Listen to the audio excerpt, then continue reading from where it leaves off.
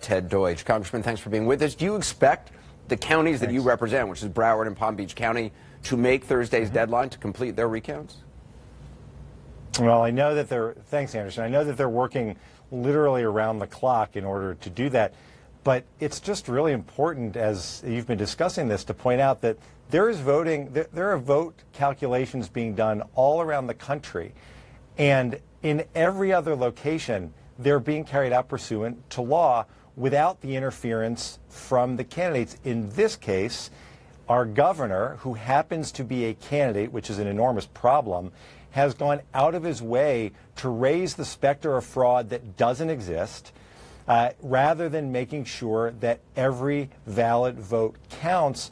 Today, he got a stinging rebuke in court when the judge said, no, you can't use your state police to seize these voting machines in the middle of the recount process. We've got to let this play out. There's a statute that requires it. That's what we're going through. And the efforts by, whether it's the president or our governor, Senator Rubio or others, to question this really undermine the people's belief, their confidence in our democracy. That has long-term damaging implications. And they're doing it because they're worried, frankly. The governor's worried that he might lose because he's seen his lead shrink by close to 80%. But, you know, Broward County does seem to have problems that other counties in Florida don't have traditionally. Why is that? Well, I will tell you, in fact, the problem that existed in Broward County in the spring with the destruction of some ballots after the election, long after the election, prompted the governor to send inspectors down here. He vowed at the time to do it. There are monitors who have been monitoring what's happening in Broward County throughout this election and the days after. They've seen no evidence of fraud. The Florida Department of Law Enforcement has seen no evidence of fraud. There is absolutely nothing to these assertions other than the conspiracy theories that the president, particularly when it comes to elections, that the president likes to spin. Anderson, think about this in the broader perspective.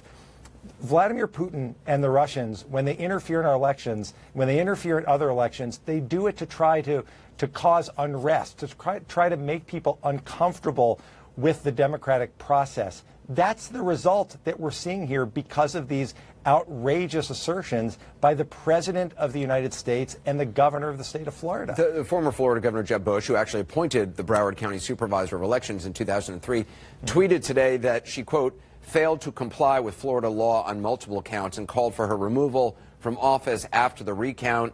Should she be removed? I mean, do you agree with the governor? Well, I think the governor, our current governor, has had that opportunity. He was concerned in the spring, which is why he appointed these monitors to come down and to monitor this election. It's interesting that this is a Jeb-appointed supervisor of elections.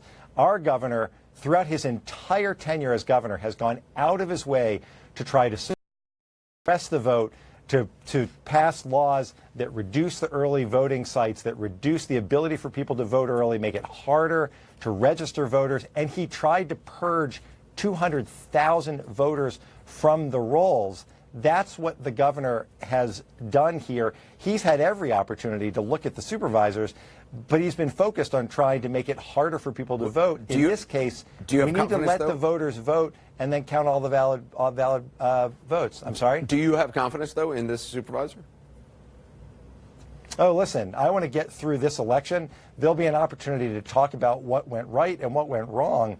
But what I refuse to do is to allow the governor and the president to use what's happening now, which is a recount pursuant to Florida law, and to suggest that there is fraud that simply does not exist. There have been challenges in this office, but we have to focus on doing this recount and then we can live with whoever wins the election. What we're really uncomfortable with is the effort that the governor and the president and Senator Rubio and others have gone through to try to stand in the way of counting every vote. All right. Congressman Deutch, I appreciate your time. Thank you.